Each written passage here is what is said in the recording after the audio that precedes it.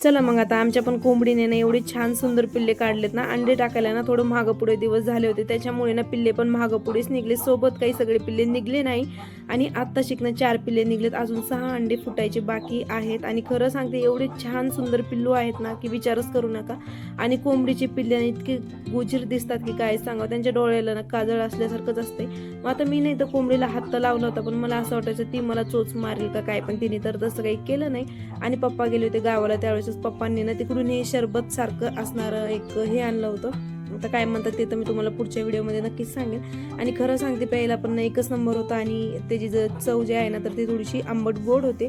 मग आता दुपारच्या जेवणामध्ये बटाट्याची भाजी खाल्ली, आणि संध्याकाळचा स्वयंपाक तर माझ्याकडेच होता. मग संध्याकाळी बनवलं होतं चिकन, सोबतच मटन सुद्धा बनवलं होतं, कारण चिकन हे स्पेशल माझ्यासाठी असतं आणि मटन जे आहे तर ते सर्वजण खातात.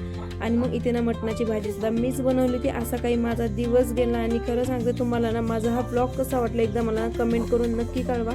आणि सोबतच ना मटणाची भाजी सोबत भात तर सर्वांना आवडतोच, त्याच्यामुळे नाही ते मस्त भात सुद्धा बनवला होता. आणि भाकरी ज्या आहेत ना तर त्यावेळेस माझ्या मम्मीनेच बनवल्या होत्या. मग असा काही माझा दिवस गेला. चला मग आता व्हिडिओ कसा वाटला एकदा कमेंटमध्ये नक्की कळवा. नवीन असाल तर आधी माझ्या चॅनलला सबस्क्राईब करून घ्या. भेटूया अशा नवीन नेक्स्ट ब्लॉगमध्ये.